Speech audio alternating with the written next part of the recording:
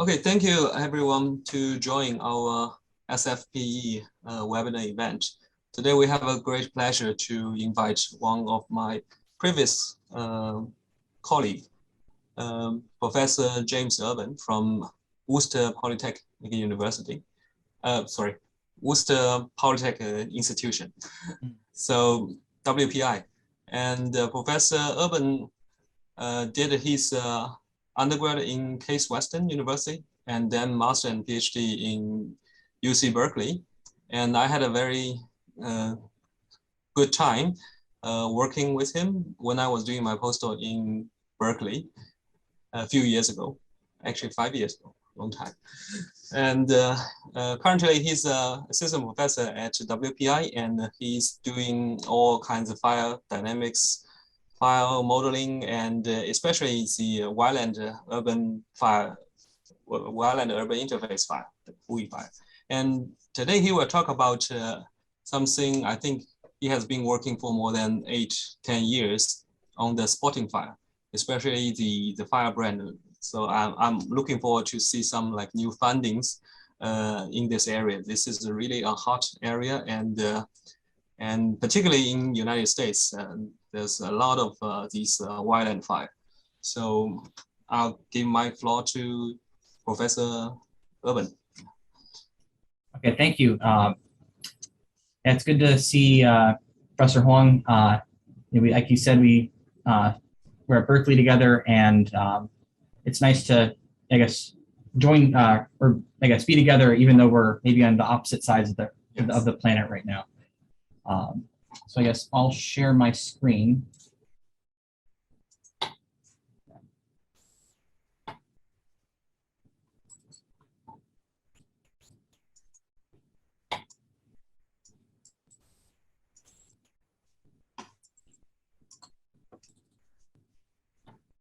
All right, so hopefully you can see my slides.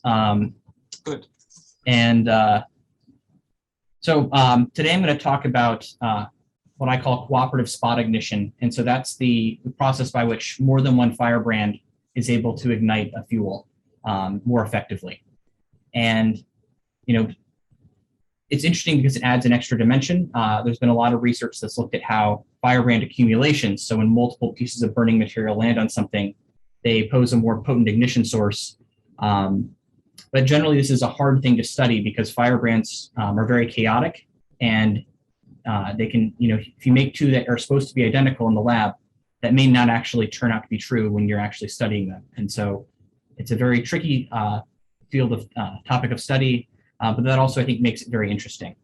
And I also wanted to acknowledge Lu Qing, who's a PhD student at WPI, and he's been working on this project. And so, for all the work that I'm presenting here, he's the one who's done most of the work and the hardest work. So I really want to acknowledge his contribution. So if you didn't know where WPI is from or where WPI is, I've shown here a map of the United States, and I've got an arrow pointing to where WPI is, which may be hard to tell. So let's zoom in a little bit. And so WPI is in the state of Massachusetts. And it's somewhat near New York City, which you can see is down here. Oh, there we go. So here's that zoomed in view. And it's WPI is in Worcester. And so it maybe is spelled Worcester, but we pronounce it Worcester. And then if you're somebody who truly grew up there, you might say Worcester. So that's how, I guess, you tell who's been there before and who hasn't, and then who's been there their whole life. But anyways, we just call it WPI. And WPI is, I think, a very unique school because there's a very distinct project-based learning curriculum, but also we've got a very interesting lab configuration. We've got a very large hood, so we can do some very large experiments for an academic institution. And here I've got a picture showing a compartment fire with a wood crib. And I wasn't part of this, but this we typically do in a burn event like this once a year. So students in actually the SFPE chapter at our school simulate a dorm room burn to emphasize fire safety and also look at how a compartment fire develops.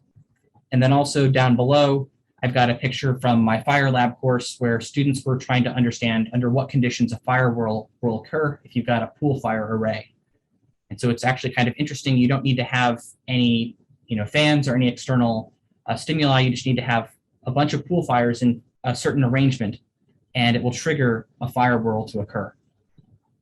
That's a nice picture there.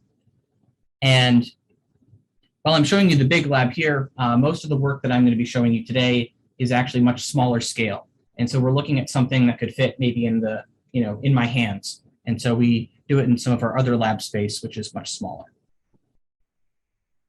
So the motivation for this work is WUI structure ignition. And so WUI, which I'll define in a second, is what we call the wildland-urban interface. And so that's where you've got wildland areas, maybe where you've got a bunch of trees, and then it comes into an area that's been developed by humans. And so this picture here shows the aftermath of a very large fire in California. And what you can see is that there's this area where there are these homes, which have been burned down, and they're very close to these trees, which you can see here are nice and green. And the scary thing about this is that all of those trees, or not all of them, but I would say most of them, appear to be relatively fine. The leaves are still green, and they don't seem very damaged, whereas nearly every single home in this case has been burnt to the ground and reduced to ashes. And so I think this is an example of why WUI fires are maybe very different than we often think about fires, because in this case, it's not just a wall of flames moving through the landscape. And that does occur in some ways too, but when it goes into a community, you get a lot of structure to structure fire spread. And so typically, the consensus right now is that firebrands are the major contributor to that. And so causing most, if not all, of structure ignitions and fires. And I would say too that this is a big problem in the United States, especially in the western portion, but also there are wildland fires right now, or very recently in Tennessee, which is in the sort of the middle southeastern of the United States, and there are firebrands being exhibited there. And then also in other parts of the world, like Australia, there are firebrands involved in wildfires and WUI fires. And then even in other contexts, you see firebrands too. So I know in Japan, there's a lot of interest in this because in some of their older cities, there's a lot of wooden buildings. And those wooden buildings can burn and produce firebrands. And there's a lot of worry about mass fires breaking out after an earthquake.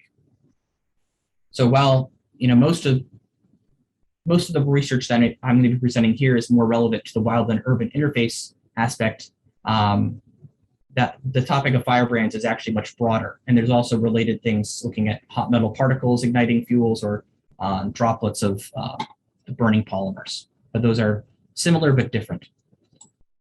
So here I'm going to define the wildland-urban interface, or at least what I define it. And so there's sort of two flavors of this, but mostly there's the interface WUI, but you can also have what people would call an intermix WUI. And so the key difference here is that the intermix WUI is maybe some scattered buildings in a overall wild or rural area. And so there isn't a big city there. So maybe this is something you'd find near a farming region.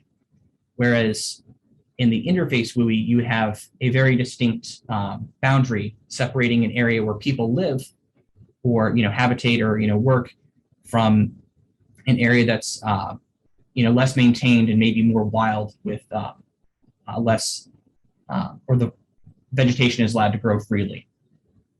And then of course this is in contrast to maybe an urban area where you've got densely packed housing, or a wildland or rural area where there's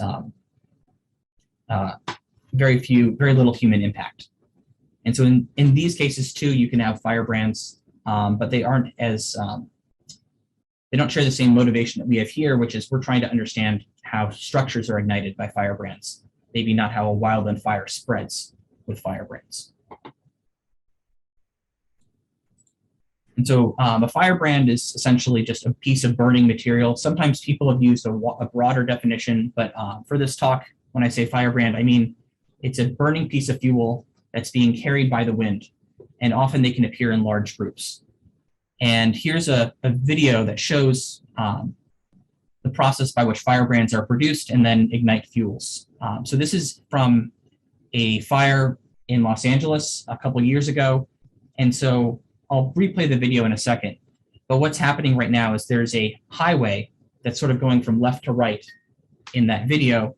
And on the top right, there's a bunch of burning vegetation.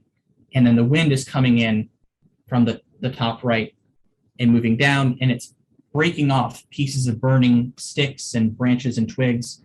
And those are then being pushed across the highway and then landing on grassy fuels below and igniting them. And so this illustrates the three processes involved, or three of the main sub-processes in firebrand spotting.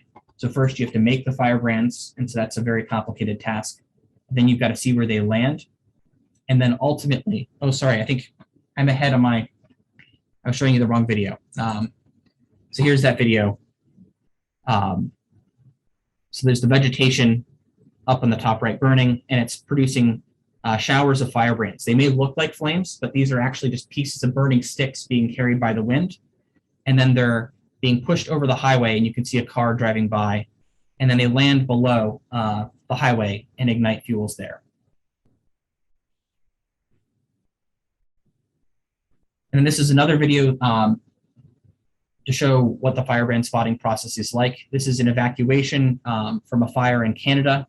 This was in around 2016. And so you can see there's like a wildland fire coming up on the left to the road.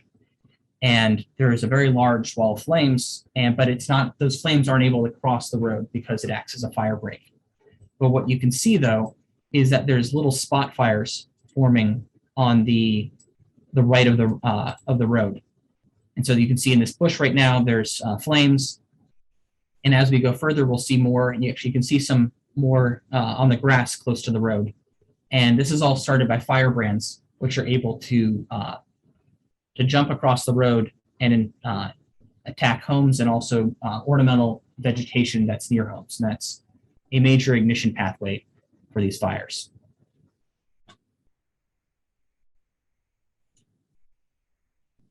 So when you have these firebrands, oftentimes a single one can actually ignite a fuel if it's a week in a fuel. So maybe if you've got some dry grass or some pine needles, a single firebrand may be an effective ignition source. But if you've got something that's a little bit thicker and with a little bit more of an ability to absorb that heat without igniting, say like a piece of a house or a big piece of wood, say from like a wooden deck, then a single firebrand might not be an effective ignition source. And so you may require a large accumulation, and so or a pile. And so when you get all these firebrands acting together, there's been a lot of research showing that they're a more effective ignition source. And so you could think of this in terms of the heat flux. They have been measured to have higher heat fluxes, and also just a larger area over which there's that heat flux. And then there's potentials for firebrand interaction, which makes this more complicated. And so I've shown here some images of some firebrands from laboratory tests, and just to sort of illustrate when you've got this pile, they're maybe touching in close and helping reduce the heat losses from each other. But in terms of actually modeling this, it's very tricky. Looking at the ignition potential of a single firebrand by itself is a really complicated task. There's a lot of parameters. You can look at in the fuel bed alone, you can change its moisture content, the material, the morphology of the material, so size and shape. And then also the firebrands are very complex. They have a heat release rate, which is, they're actually burning. And so you've got to model the burning if you want to try to model that. They can be different sizes. They can burn with different combustion modes. So you could have a smoldering firebrand or one with the flames. And there can be a different number of firebrands, and they can be in a certain proximity with each other. And then finally, there are aspects such as the wind, the temperature, and the relative humidity of the air around us, which are very important. And so this all makes this topic very difficult to get a good grasp on in terms of understanding the combined effect of all these parameters. And then when we're considering additional firebrands, so more than one, there's also potentials for those firebrands to interact with each other. And so, for example, you can have what I would call fuel bed thermal interaction. And so they're both heating the fuel, and the sort of area in which they're influencing each other in the fuel beds can interact together, and then they act together to ignite the fuel. So that's what we would call cooperative ignition. And at the same time, they can also re-radiate to each other. And so that provides some insulation so they don't lose that heat as losses to the environment, and instead more of the heat ends up going into the fuel below it. And at the same time, when you've got multiple firebrands, they're sort of fighting for oxygen supply, and they may be producing more combustion products, which may impact how they're reacting relative to each other, and then also impact the ignition of the target fuel. So in this case, that's a piece of wood. Also, I've commented on how complicated this is, and so that's why it's necessary to really think about, what parameters are of the most interest of a certain study, and focus on those.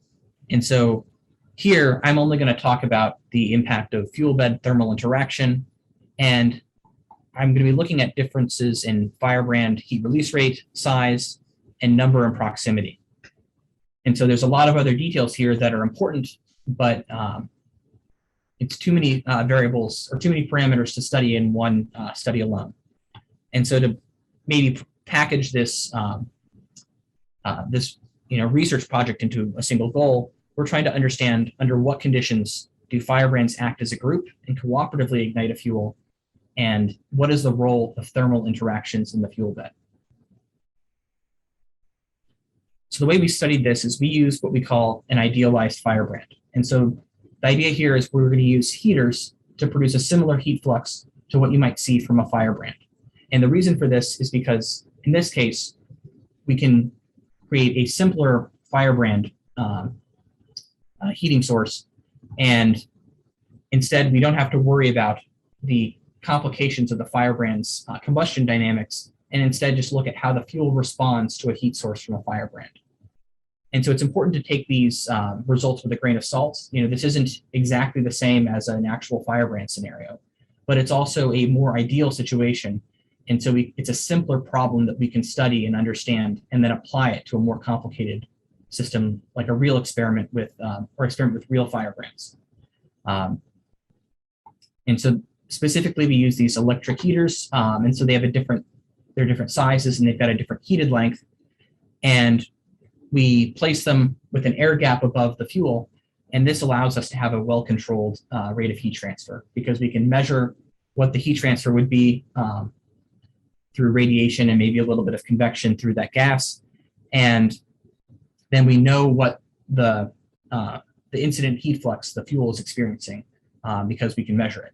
However, if we were to put them in direct thermal contact, so like conduction heat transfer, if they were touching the fuel bed, we would then have the issue of adding that complexity as well, which is something that we can't really measure, because when you have that happening, you've got the heater, which is not transparent, and then you've got the fuel, and you would then have to look at making estimates of the heat transfer with thermocouples, and there's a lot of errors associated with that.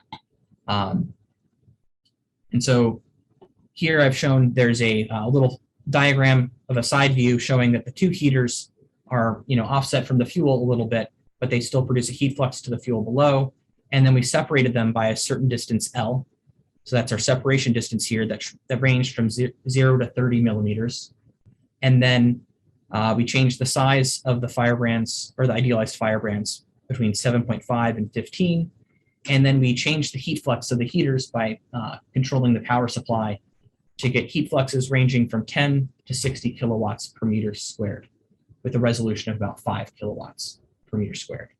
And the goal of this isn't necessarily to directly model exact firebrand situations, like I said before. It's more to get a map of what could be potential firebrand scenarios. And key part of this is to make sure that we're using representative values. And so we're already using an idealized system, so this isn't quote unquote real firebrands, but it's important to make them representative of firebrands. And so there's actually been a lot of research measuring the heat fluxes coming off of firebrands deposited onto simulated fuels.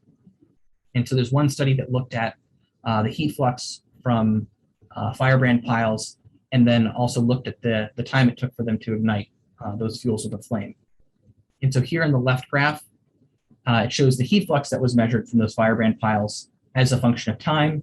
And then there's red markers showing when flaming ignition happened, so FI, and then black dots for SI. And so in this study, we're only going to be looking at flaming ignition, so we can ignore those black dots for now.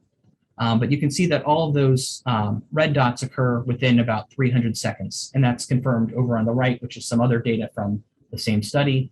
You can see there's a pretty large error bar in that one point, and so maybe there's some that are higher, but for the most part, we're going to say that they happened around 300 seconds. And if we look during this time, apart from the initial heat flux, right as the firebrands are deposited, it actually doesn't change all that much. I mean, it does change. There's certainly a transient aspect here, and it's still important, but overall, we're going to assume that if we do an average value and in these experiments, that it's going to be representative of the overall behavior that you would see. And maybe there's an aspect that you'd have to consider the transient behavior too, but that's another complexity that we can do later.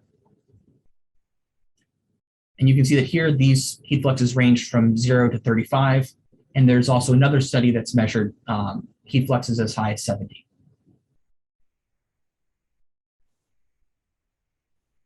And so in this study, we're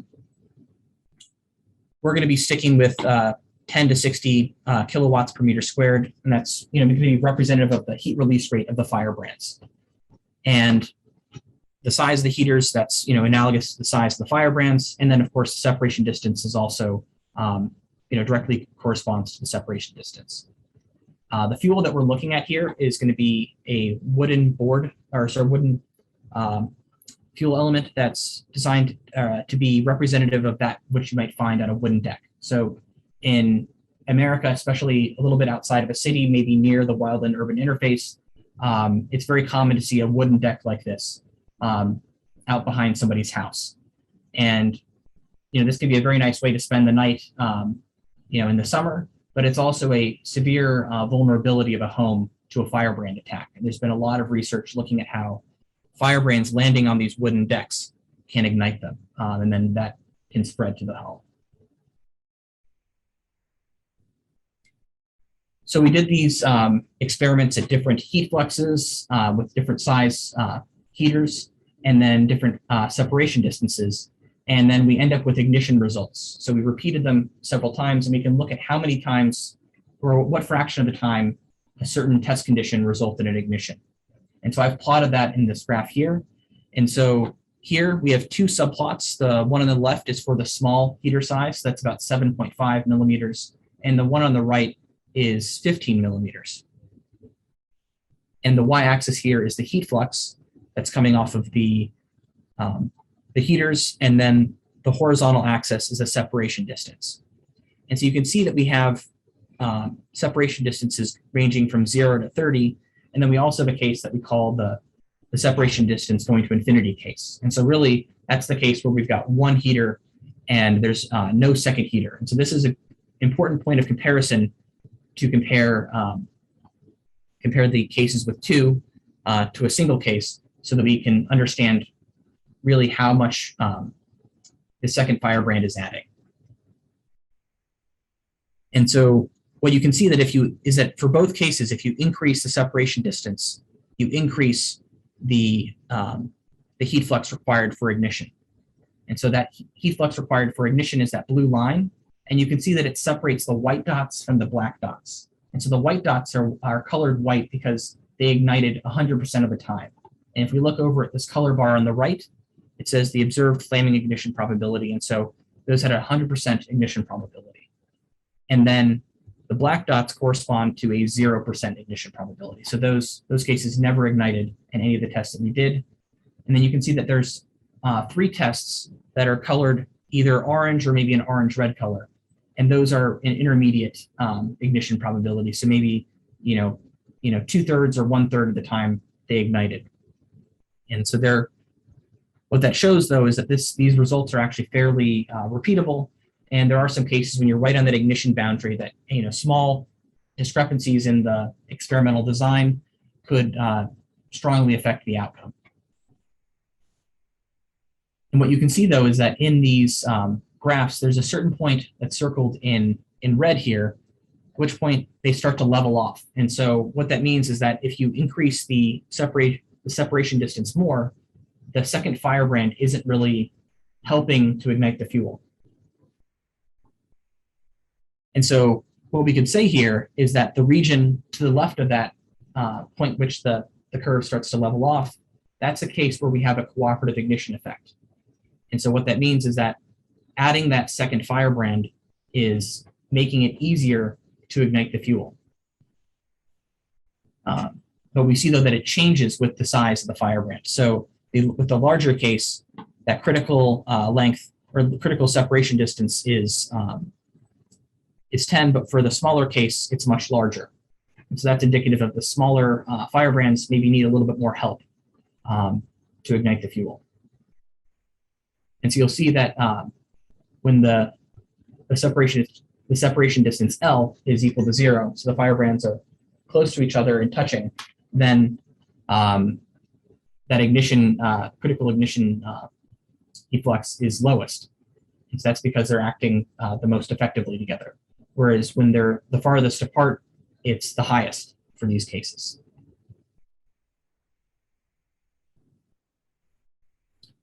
So to better understand these experiments, we decided to also do some modeling to understand what was going on inside of the fuel bed. Because these results show that we are seeing an effect of adding a second firebrand, but we can't really look inside of the fuel bed unless we were to, say, drill a bunch of holes and put thermocouples in, but there's all kinds of problems associated with that. So we decided to use computational modeling to better understand what was going on. And so what we did for our model is we took a piece of wood and broke it, so our wood is a piece of a rectangle.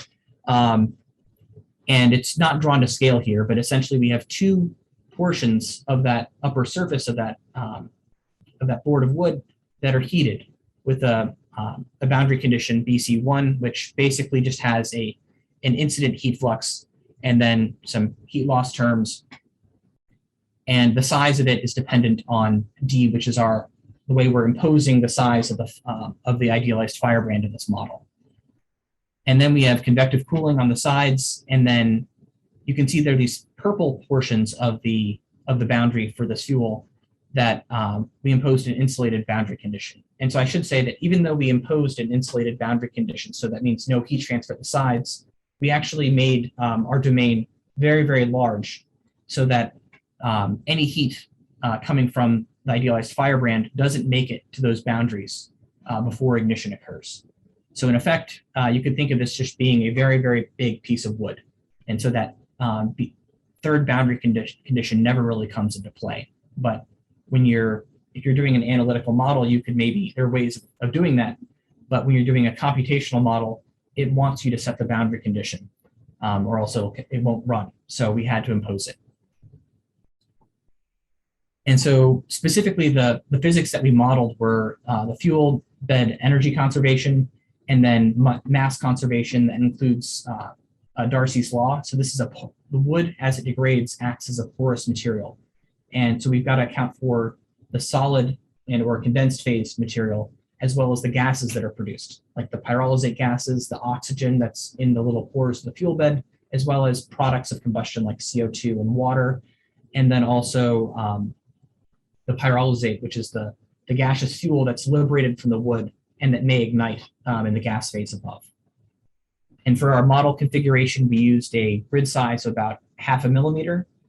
We used a 2D Cartesian coordinate system here because we think that the dominant physics can be modeled fairly well, only considering 2D. There are some 3D effects that our model doesn't capture, and I'll talk about that a little bit later. And those are important, but they're not the overall driving force behind this behavior. And to solve this, we used this software called GPyro, which I know Professor Huang knows intimately. And so it was developed by a former student at Berkeley, and it basically solves the thermal degradation of a solid fuel in sort of a fire context. And to look at this, or to do the modeling study, we were sort of in a weird situation where we had to do a lot of simulations. And so in this case, we did multiple sizes of the Firebrand or of the idealized Firebrand. And for each size, we did about 200 or so simulations. And so we actually had to do a lot of maneuvering with high performance computing to run a bunch of cases at once and then aggregate the results. I'm not going to talk about that here, but I would say that this was an interesting part of this project was learning how to use a model like this and then sort of adapt it to a different circumstance where you could really push its limits using other resources you have.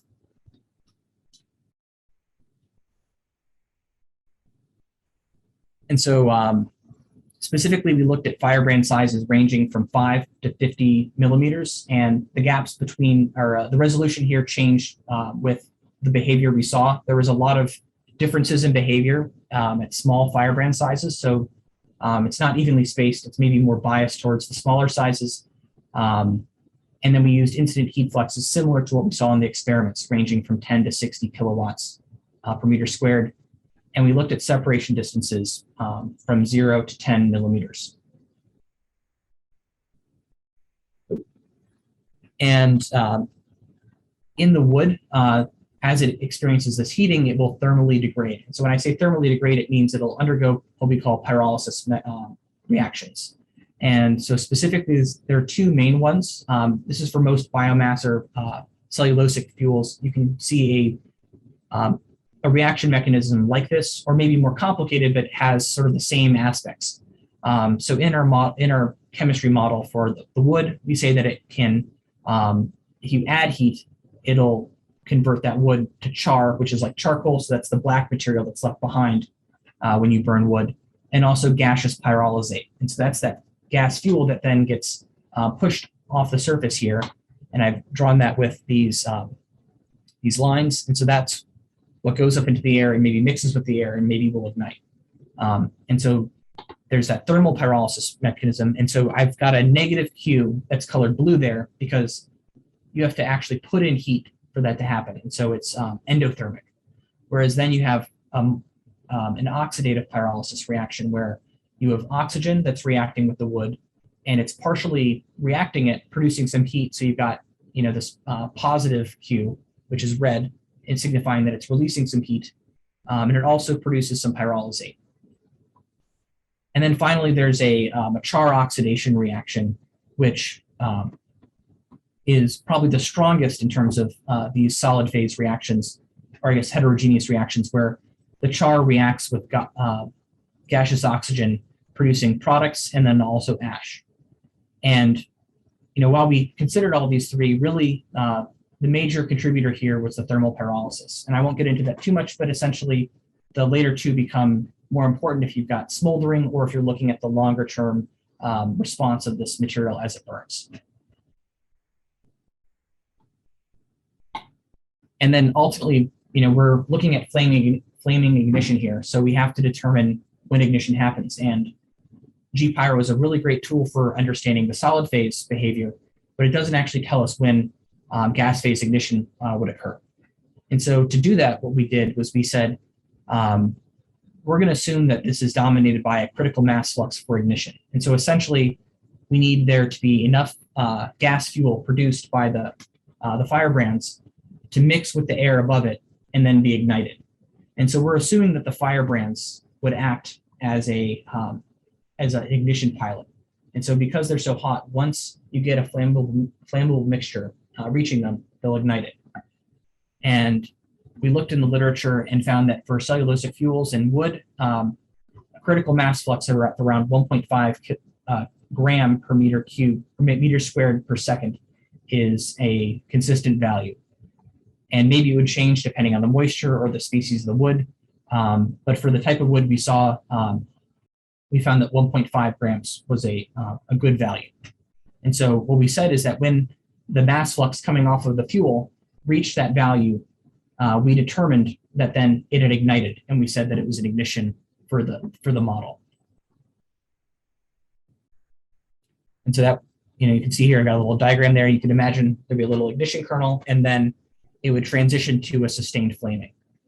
And after ignition, we really can't model the behavior of these fuels, because we would then need to account for the gas phase behavior of the flame, and then how that couples with the condensed phase. And also, in our case, we're mostly concerned with ignition and how having two firebrands impacts that.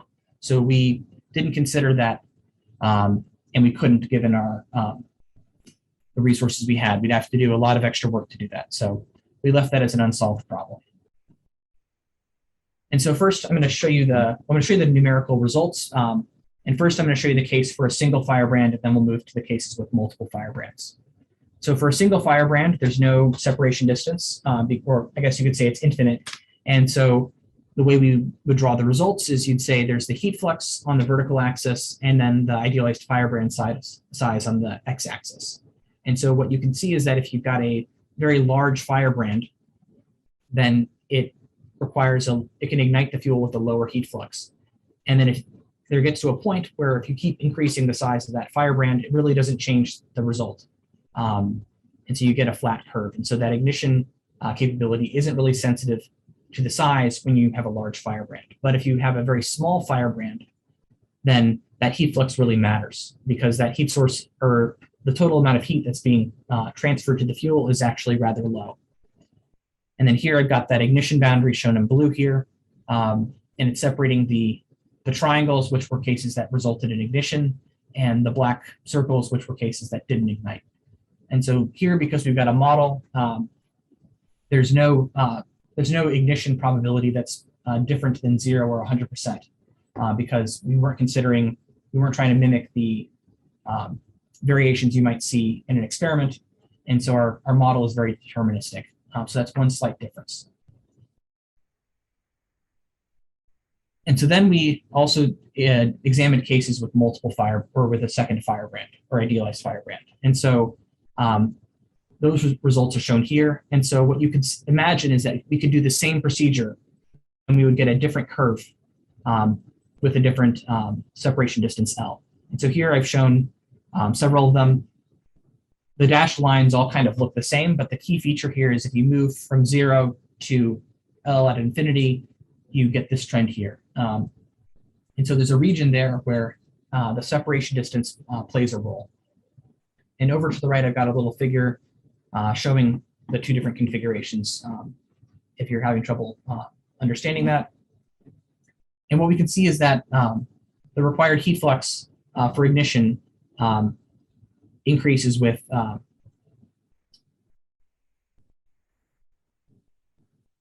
it increases with separation distance. So as you increase L, the curves get higher and higher for the same idealized firebrand size D. And then ultimately, if you've got a firebrand separation distance greater than 8 millimeters, then the critical heat flux really just approaches that infinite case.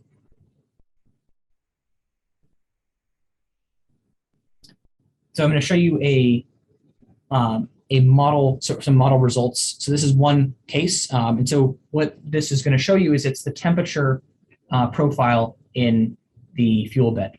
And so I've got these red arrows here that show where the heating is occurring. And then we're looking at the fuel there, and then that top surface is the surface exposed to the firebrands. And so the temperature is what's going to be plotted with colors in this blue box. And you'll see that there is going to be some cooperative or some thermal interactions between the firebrands.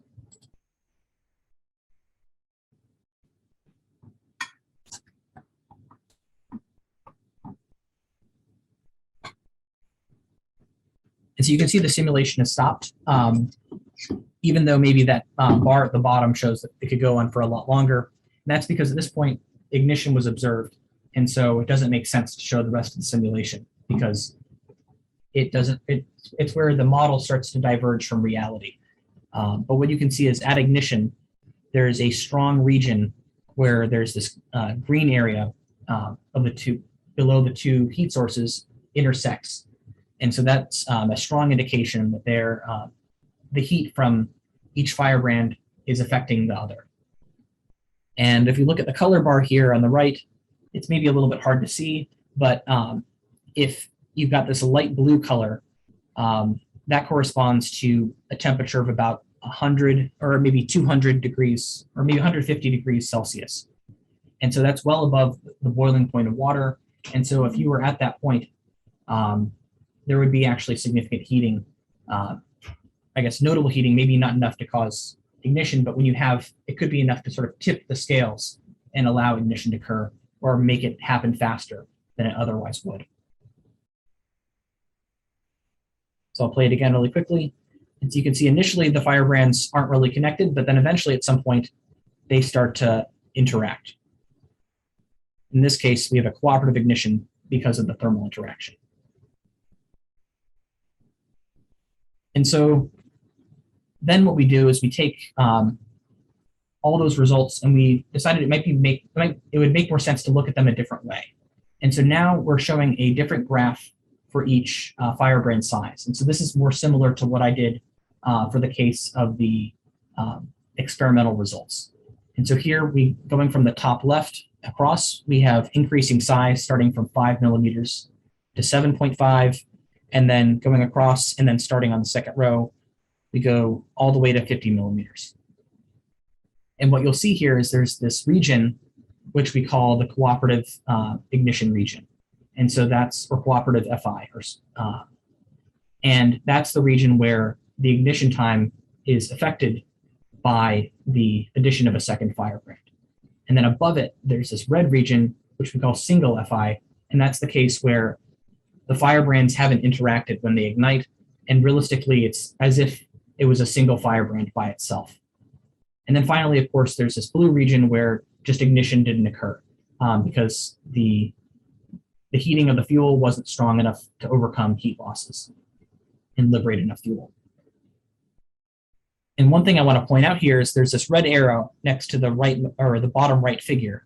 And you can see that there's the ignition boundary is essentially at around 19 or 20 kilowatts per meter squared. And as sort of a sanity check for our model, this is comparable to the critical heat flux of wood. Maybe a little bit on the high side, but it's fairly close.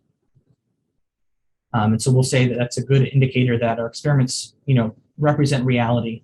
And then if we look at this graph, what we can see is that, as I mentioned earlier, we defined this cooperative ignition area, and specifically we had to use a criteria there. And so we decided that what made the most sense for us was to say when the ignition time of the 2 firebrand case was less than or equal to 95% of that for the single firebrand by itself, that would mean that it ignited the fuel 5% faster.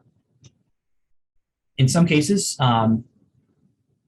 the cooperative ignition was also in the case where if you increased the separation distance, it just wouldn't ignite. But if you decrease the separation distance, it actually can ignite. And so you could think of that in that case when it doesn't ignite, the single firebrand ignition time would be like infinite. And so it would definitely satisfy this criteria. And then what we see is that the thermal interaction driven cooperative ignition is the most important ignition mechanism for small firebrands. But for large firebrands, they're really like such a good ignition source that they don't play a role. And so the way we can see that is that the size of that orange area is much smaller when you go to large firebrand sizes. So for the, starting at maybe about 20 millimeters, the width there is very small, and maybe it plays a smaller role. Whereas for the case with the 5 millimeter firebrand, that area is very large, and so it is also for that 7.5 millimeter firebrand. And so that sort of tells us that, for a large firebrand, maybe an accumulation doesn't matter that much. But if you've got a bunch of small firebrands that maybe wouldn't be that dangerous by themselves, if they act together, they can actually prove to be a potent ignition source.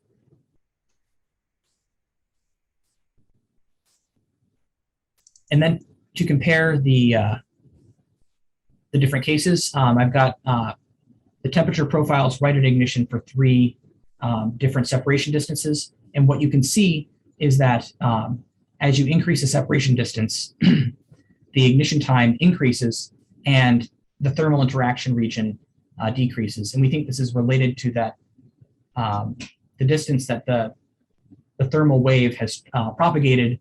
And if you go back to a heat transfer course, you can estimate that using the thermal diffusivity alpha and then the ignition time. So that tells you approximately how far that the heat has gotten during that time. And we can compare it to the separation distance divided by 2. And so we can see that if that time is approximately equal to that separation distance divided by 2, that means the two thermal waves are just starting to meet.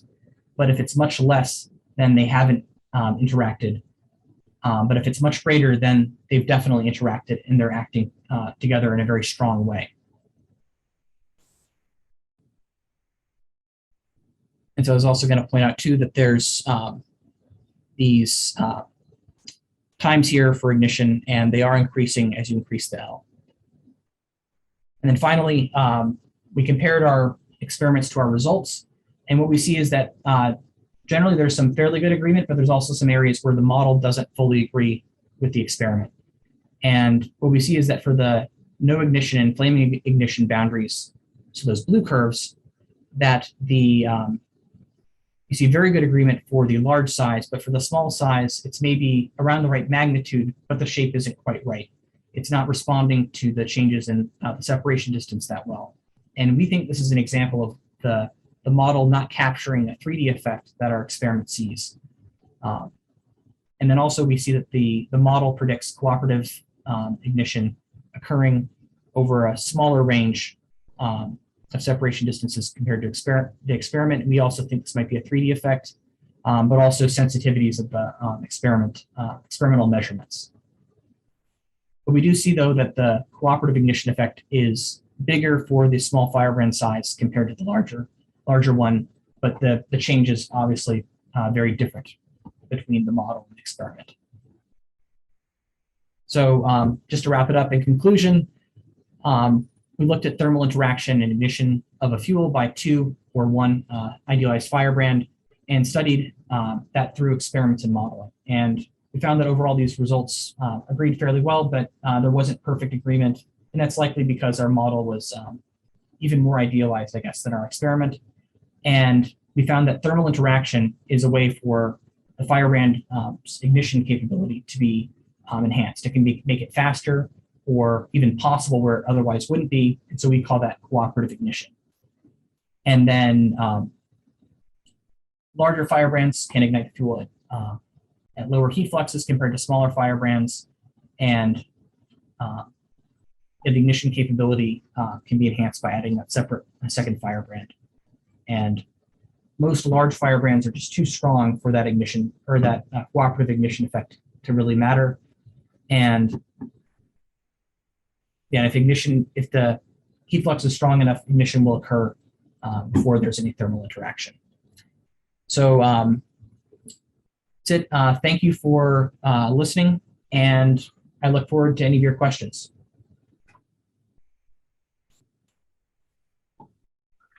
Okay, hello, Professor. Here is Tianhang Zhang speaking. For the following 10 minutes, I will host the Q&A season. And okay. Thank you. We received several questions here. Firstly is from Dr. Shaorun Lin.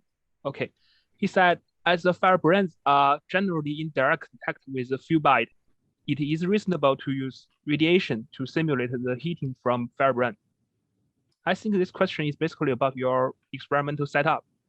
Thank you for the question. So yes, this is, it's a little bit different. Normally the firebrands are directly touching and you'd have conduction heat transfer. And what we're assuming is that the actual mode of heat transfer isn't that important, but the magnitude is. And so the heating is happening via radiation. It's the value in terms of that actual heat flux, kilowatts per meter squared, is comparable to what is measured when you have a firebrand that's being heated by conduction. But also I think it's important to acknowledge, when we think of, the firebrand touching the fuel bed, to our eyes, it looks like it's directly in contact, but actually there's a lot more going on if you look very close. The surfaces of the firebrand are certainly not regular. If you've seen wood burning, it cracks and it's very uneven. And also even the wood on these wooden deckings are usually things that people are walking over, they're experiencing weather, and so they're also uneven surfaces. And so there's gaps. And so you'd have something that we would often call a thermal contact resistance. And really that thermal contact resistance is just an engineering way of representing radiation and convection heat transfer in that void between the two surfaces. And so even in an actual firebrand case, you would have radiation heat transfer when it's in perfect or in thermal contact with the fuel. Okay, thank you.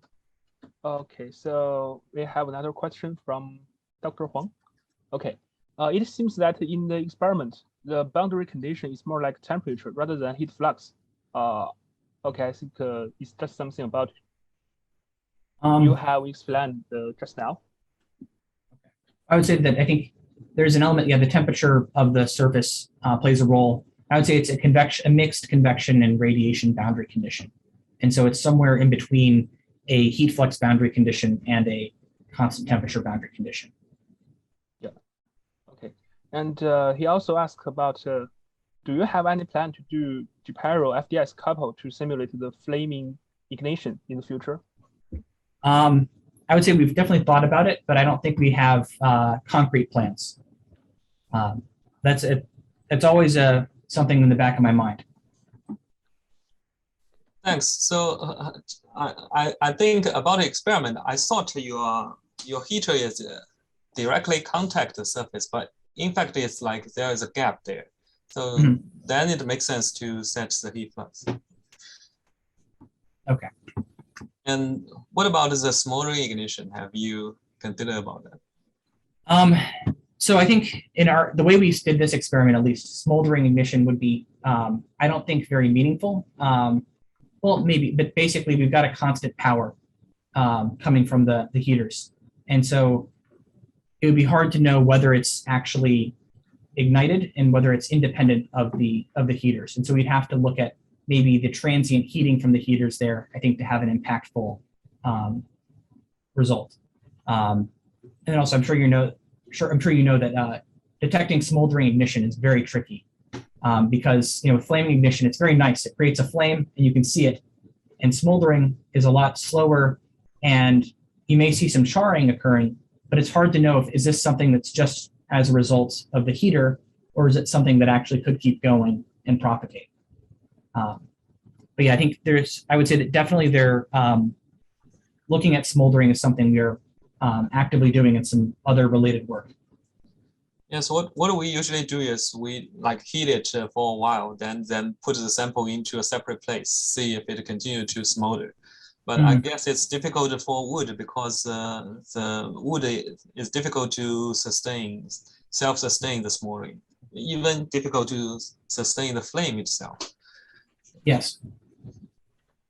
I think it's one thing that I think always surprises people is wood, which is something that humans have used for millennia to burn and cook our food and as a process for making tools and things. If you actually have a piece of wood, like a big log, and you try to ignite it, it's very hard. And even if you ignite it, if you just let it sit out in the environment, it'll actually self-extinguish. It has to be very small for it to be able to burn effectively. Or it needs to have a lot of insulation, say with like a pile in a campfire. So for your next step, do you plan to using real wood firebrand or like a pile or something? So some of the next steps are to, I'd say the next step we're working on right now is to look at another case and to do the idealized firebrands like we did with the heaters, and then also the modeling, but then also do some experiments with firebrands that are representative and use now this idealized firebrand framework and the modeling to better understand what we're seeing with the more complex, real firebrands. Or even then, firebrands made in a laboratory, maybe it's questionable of how well they represent those that you would see in a large fire. But to start working up from there. Wow, this is quite a complicated experiment. Did you submit it to the combustion symposium? Yep. We'll see. I should hear back this week. Yeah. It's tough reviews. Yep. Any more questions? Okay, so we have a last question due to the time limit. Okay, so it's a general question, but I think it's interesting. How long can a flaming firebrand fly before it turns into a smoldering one? That's a good question. So I think it really depends. Well, there's a couple different factors. So essentially, you can imagine that you've got your firebrand, let's say, is a sphere, which maybe a lot of people would take issue with. But the center of that firebrand is maybe, if it's flaming, it's probably still wood. So if you were to cut a cross section, it may look normal, but the outside is very charred. And so if you start to use up all of that wood in the middle, like by converting it to char and pyrolysate, then it wouldn't be able to support a flame anymore. At the same time, for that to happen, you've got to heat that inner portion. And so as the char layer grows, it becomes more difficult to liberate that gas and then have it burn with the flame outside. And then at the same time, there's all kinds of, these firebrands happen in the context of a large fire. And so often they're in the fire plume, which has a reduced oxygen environment. And so that plays a role. So I can't give you a very concise answer, but I can tell you that, I would say that there's a work done by my PhD advisor, Carlos Fernandez-Peo, and they have a simple model for it, but it's definitely not a fully developed model. I mean, I think there's a lot of physics going on here, and it's very complex. And so I don't think we have it fully solved, but I think we know the main features of what's going on. Okay, maybe I'll ask another question. So do you think it's worth to explore, like we add additional radiation on the wood sample, or like adding some hot environmental air to explore that ignition? Because it seems like I think environment affect a lot. If you have a big flame next to it, it definitely increases the possibility of igniting that wood. Yeah, I think, and if you go back to that video I showed of people evacuating, and there's that wall of fire on the left, and that's definitely having some effect, I would say, on these fuels, at least preheating them a bit. And so I think it's something that can't be discounted. And I know it's always deceptive if you do small scale experiments, because they seem very small and you feel very safe. But when you watch a big scale fire test, I've been amazed at some of these tests. There was one done at the U.S. Forest Service when I was at a conference out in Missoula, Montana, and they have a fairly big lab similar in size to WPI's, and they did a test. And I watched tenured professors take a step back and gasp because the heat from the fire was so strong that they felt uncomfortable in the lab. And I think, when you watch that video, it may seem, dangerous, but it doesn't, you can't feel how strong that heat flux is. And so I think in the case of those spot ignitions we were seeing in that video, I would say that the environmental heating definitely played a role. So it's worth studying, I guess. A long answer short. Thanks. Can I ask one last question? Yes, please. Yeah, I wanted to ask something related to real case scenario, related to your experiment. The first one, do you think the firebrand is the major contributor to the crown fire, making it large wildfire in the US? And the second one is, do you think the choice of the woods that you use, the white pine, is very important because pine tree is believed to be fire resistant compared to, for example, ornamental tree. So because it has like something like a sap and it's very it's resistant to fire. Do you think that you can try on something that least resistant to fire in the future? Also, to answer the first question, with crown fires, I don't know. I could certainly see that it may be possible to ignite parts of crown fires, or at least get, when you have very rapid fire spread from, say, firebrands, that could lead to, a very strong eruptive behavior. But I don't know that I would say that. Well, I don't know that I would feel like I have enough background on crown fires to say one way or the other. But I know that also convective heating of the fuels, of the fine fuels, is very important there. but firebrands could serve a role there. And then with regards to the fuel, I would definitely say there's an impact of the type of wood you're using.